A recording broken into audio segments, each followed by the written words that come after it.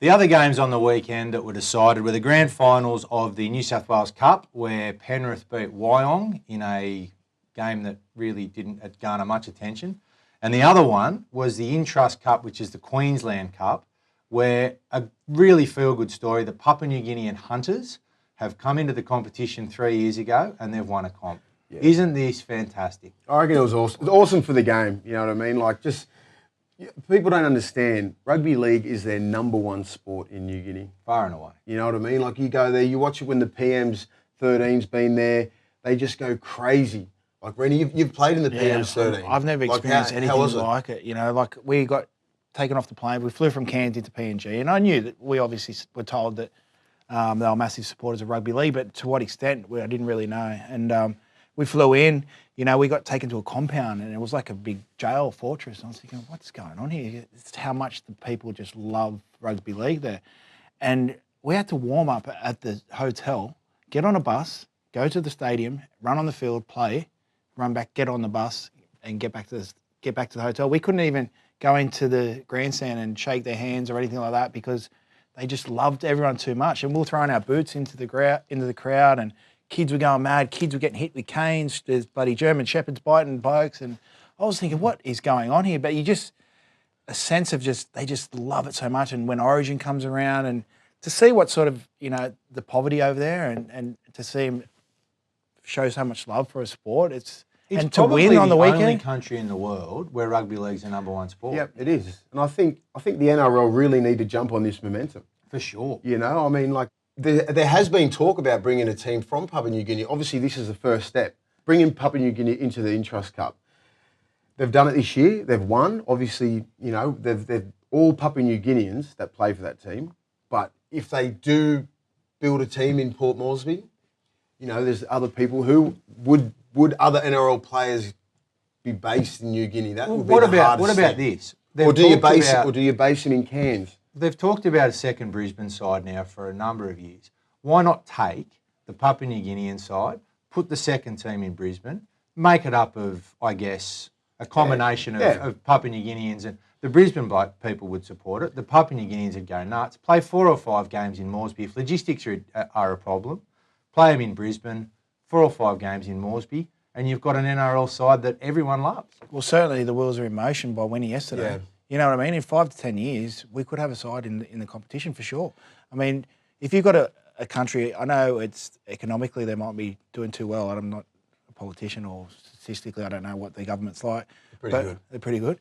But why would you take a team to WA where you're trying to compete with AFL and you'll never win when we can go to PNG? It's probably about the same distance from Sydney, travel time. You know what I mean? So who knows what's going to happen in the next... I think something's going to happen there. Obviously, with the success there, people are going to really start pushing this. I know Adrian Lamb's been pushing it for years. You know, he's a Kumul himself. Yeah, he's a very proud Kumul. He was a coach there for years, and he knows that they need they need an NRL side or something. So this was the start of it, and I think maybe in 5 years we can probably say that there's going to be an NRL side there. I think we should strike while the iron's hot now. They've got, I mean, Sunday before the curtain raiser before the grand final is the winner of the New South Wales Cup against the winner of the Intrust Cup. Now, my concern is that they're going to struggle to find 17 Papua New Guineans because they have just won the comp and they would be going absolutely nuts. What's wrong with playing reserve grade? Why are we playing this game? Like, these blokes have just won the comp in there, like the New South Wales Cup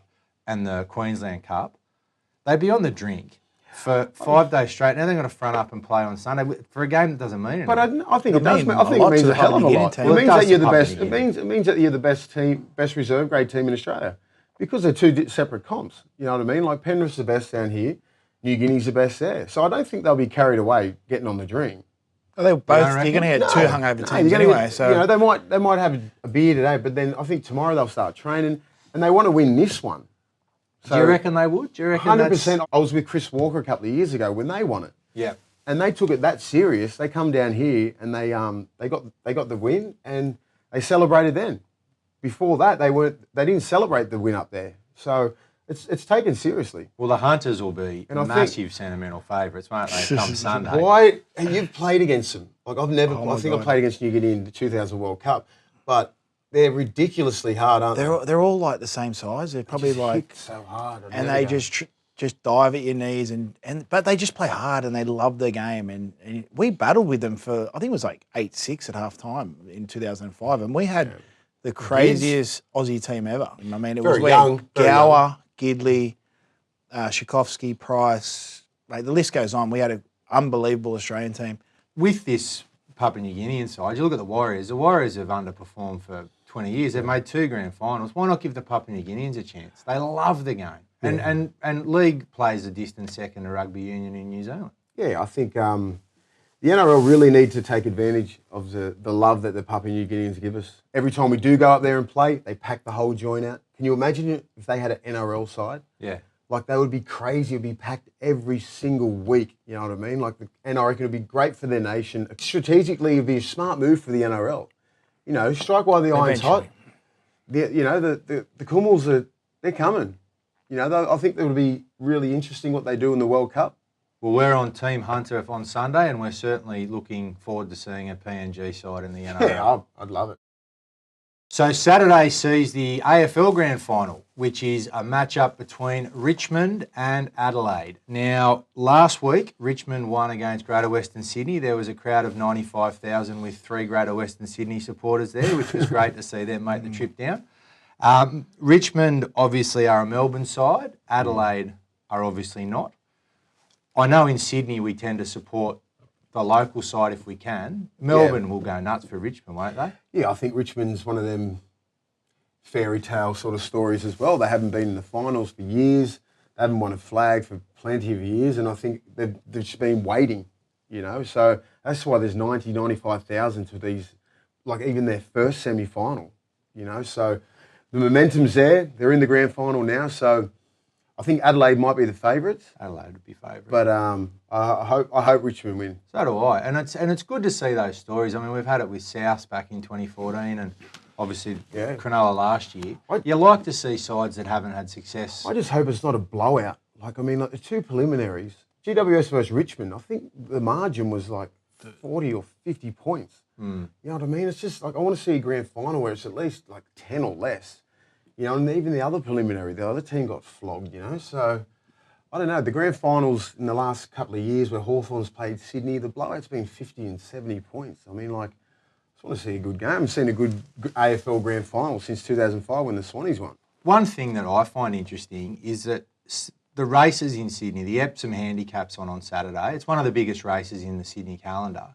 Is that a show of disrespect to the AFL? I mean, that's always been... I remember being at the races and the AFL's been on in the background and people are sort of half watching it, half not. Is it unusual? I mean, do you find it unusual that they schedule a major racing event on the same day as what the AFL count as their biggest day? I just think they know that not enough Sydney people or New South Wales people support AFL, so it's not really...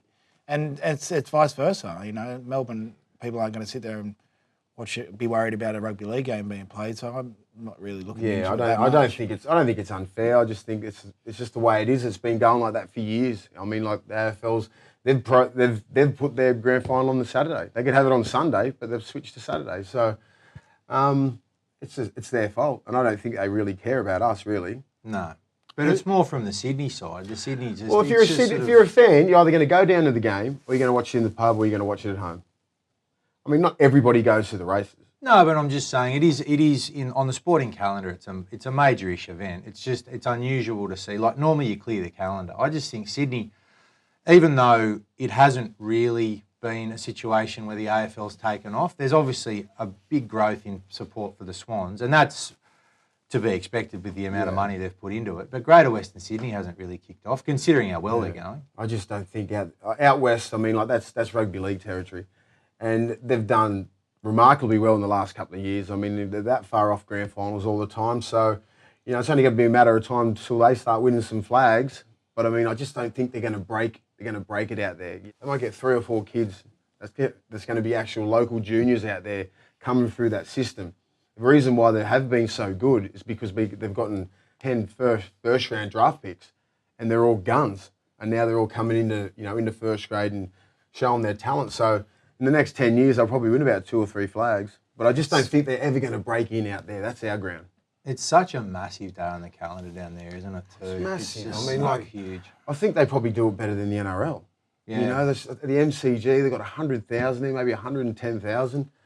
Like, it's just, you know, they've got marquees outside the MCG where people are doing, you know, talks and all this kind of stuff, and there's parties going on. It's a massive, massive event. That's where I don't understand when people are coming out going, well, we're getting Macklemore. You know, I mean, like, he's a rock star. He's worldwide. I mean, we should be applauding the NRL, as I said, for getting such a big superstar, because I don't think the AFL's got anyone decent. No, they got the Killers. You know, like the Killers? Yeah, they're pretty decent. They're all right. Yeah, they're decent. I didn't know they had the Killers, but I mean, like that's what I mean. It's a spectacle. You go to the AFL and the NRL Grand Final for a spectacle. Yeah. You know, you're looking at the players, 17 players versus 17, and then you watch the AFL as well. Like you want. Obviously, people go to the toilet and they go get a beer or whatever. But if you're young kids and all that kind of stuff, you're going to watch the Killers or you're going to watch Macklemore.